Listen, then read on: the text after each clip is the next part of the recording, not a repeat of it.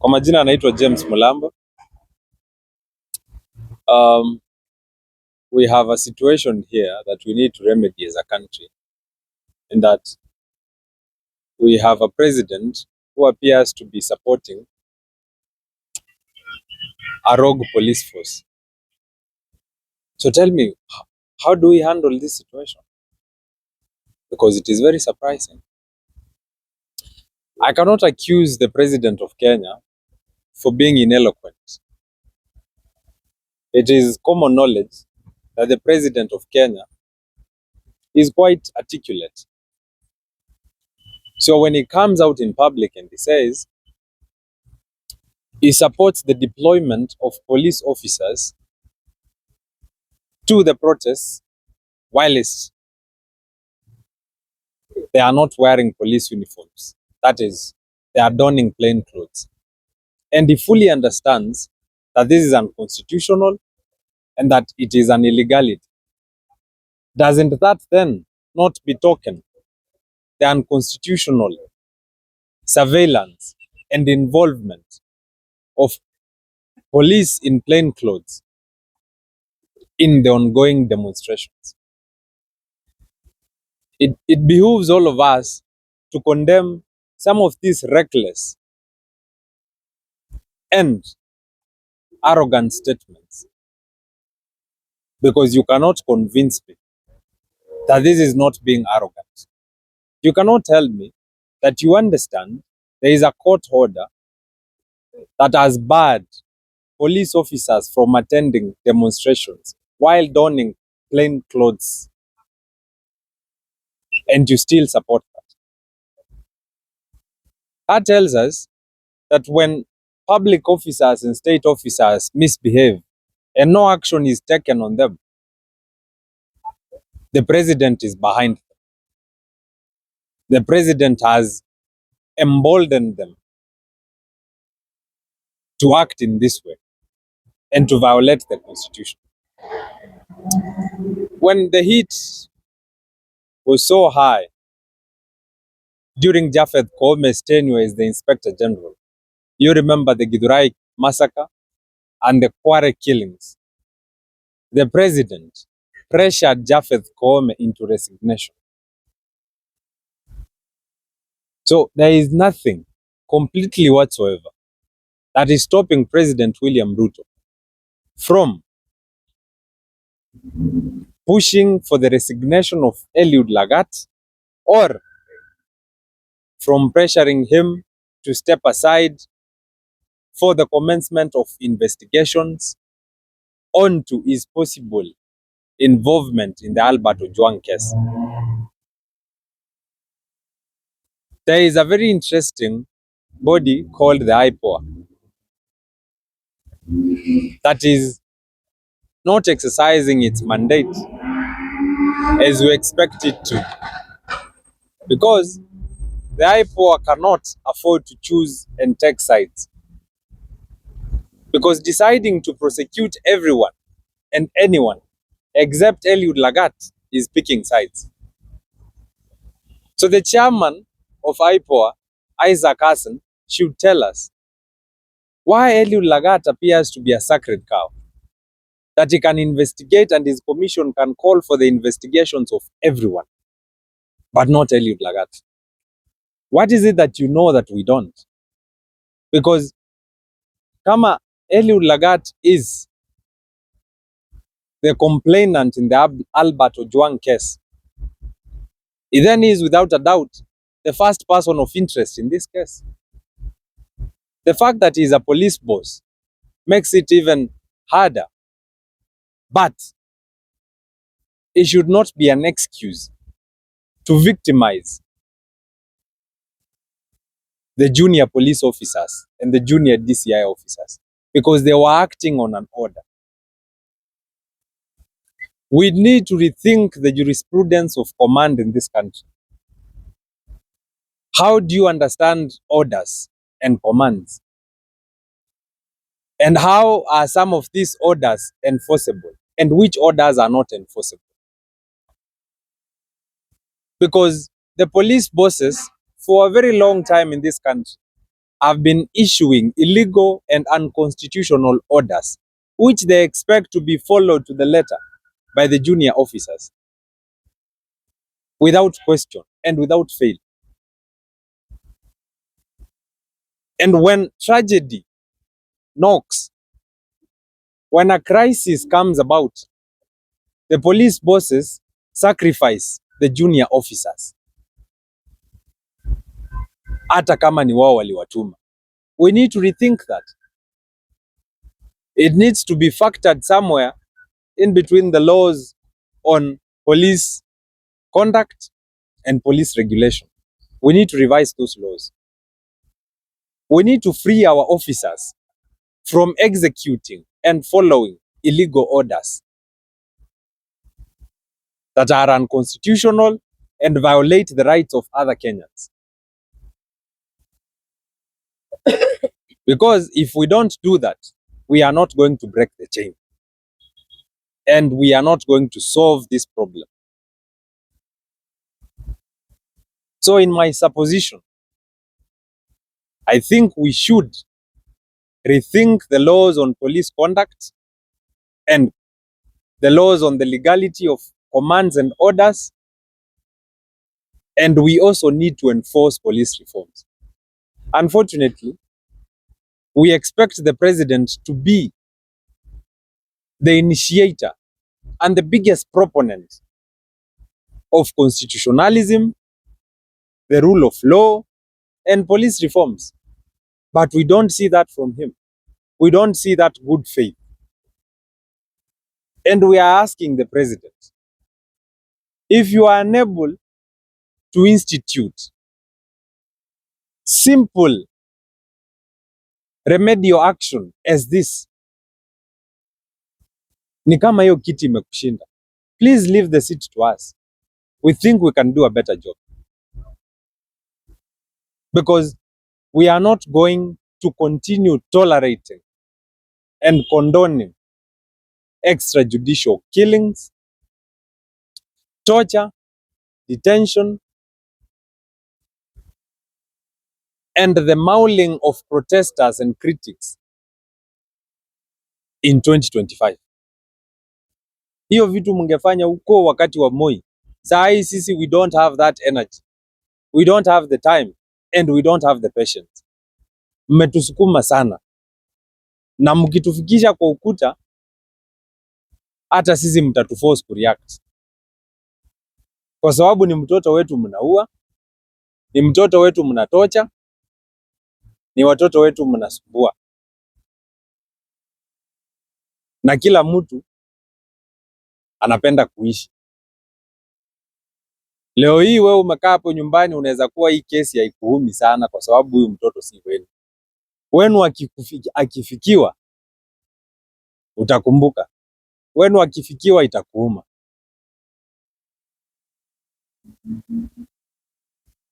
Bwana IPOA, Bwana Chairman IPOA, if you want to win the public confidence in the IPOA Commission, we expect you to fastidiously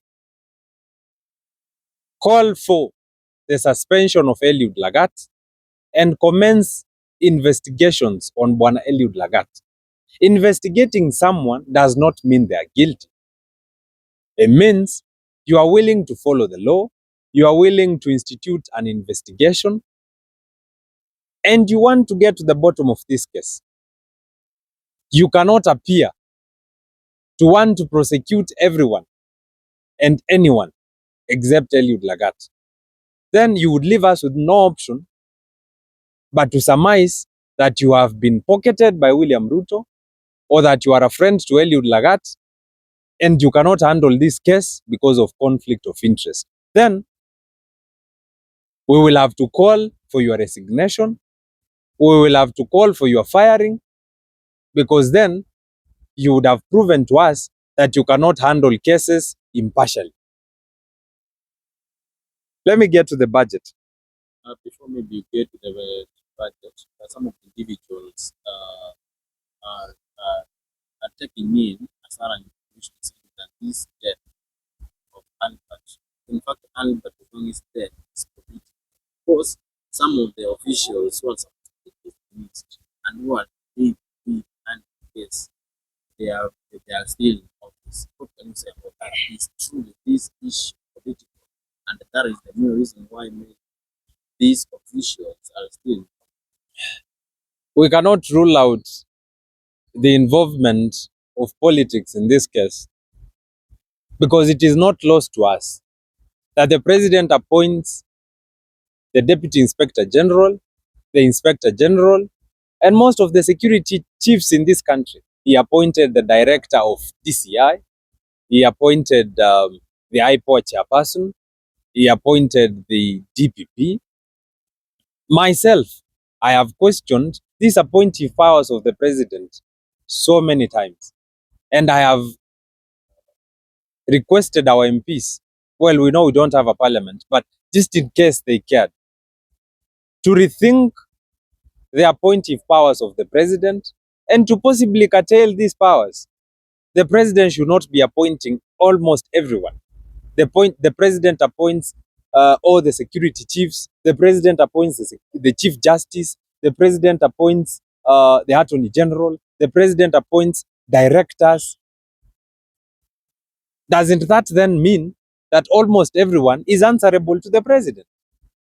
That means that if the president does not want an expeditious and a thorough investigation on a certain case, then that investigation will be as shoddy as they come. That means the president will give a call or do a call to the IPOA chairperson and instruct him to dilly-dally and play hide and seek with Kenyans till they forget this case, because he's the appointing authority. The president appointed the Deputy Inspector General of Police, Eliud Lagat. And we can see there is no intention from both IPOA or the DPP to prosecute Eliud Lagat. We've also not seen the president pressure Eliud Lagat into resignation, just like he did with Japhet Koome. That tells you probably the president is protecting Eliud Lagat. That is how the political dynamics come into play. Why is it possible that Eliud Lagat is being poised and foisted as the next Inspector General? Is that a possibility? Because we know Masengeli possibly cannot ascend to the Inspector General position after Kanja retires this year. I think he's supposed to retire this year, because Masengeli has a case in court for contempt of court. So it appears Eliud Lagat is the only viable option by now. But then there are so many police officers befitting of the position of Deputy Inspector General. Why wouldn't the president suspend Eliud Lagat, replace him with an acting Deputy Inspector General, so that the case really takes up pace, because we cannot really have a solid and a watertight case without the prosecution of Eliud Lagat. And then if he clears his name, Eliud Lagat then comes back to his role as the Deputy Inspector General of Police. I am submitting to you that if IPOA is serious about this case, they can expedite the charges on the said individuals, and by the close of business this year, this case will be done with. We would have people jailed and sentenced for the death of Albert Ojwang. But we've seen that the IPOA does not have the intention of investigating cases fastidiously, because it wants the Kenyan people to forget these cases. It wants to dissuade us, and it wants to ensure that our interest in these cases goes down.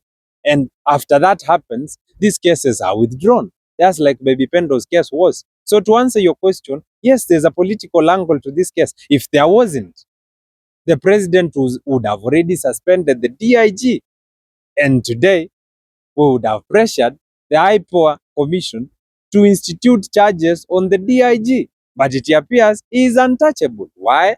Is he a personal friend of the president? Is he above the law? What is so special about him that we are so willing, and everyone is so willing. I mean, the other side, the police bosses are so willing to sacrifice the junior officers, but not the issuance of orders, because the junior officers follow orders issued by their bosses. So who issued the orders? Safaricom should tell us, or whoever holds the communication data of the police service should tell us and come clear on this, on who issued the order for the arrest, detention, and torture of Albert Ojwang. It has been confirmed that DIG Eliud Lagat called the OCS Emmanuel Talam and they negotiated for 18 minutes. It has been discussed in Parliament. What were they discussing? Because we know that Emmanuel Talam is the OCS of Central Police Station. Possibly, Talam was unwilling to have Albert Ojwang booked at the Central Police Station. And he should also explain to us what is it that he was negotiating with DIG Eliud Lagat, and what were his reservations to the booking of Albert Ojwang at the Central Police Station. Some of this information needs to be brought to light. I understand that some of the conversations and the calls are quite sensitive in nature, and they cannot be disclosed to the public. But surely, IPOA as a commission can get access to this call data and can go through this data. And after going through this data, they can sieve through and tell us what calls really raise questions in regards to this case, and who called who and what did they say. As simple as that. Because if Safaricom can produce data, including messages and call logs of who you call, and that is how most of our citizens have been tracked down, then why wouldn't Safaricom or whoever handles the communication data of police present to us this data so that we interrogate this data, or the IPOA interrogates this data on our behalf and confirm to us without a doubt who issued the orders for the torture, detention, and arrest of Albert Ojwang?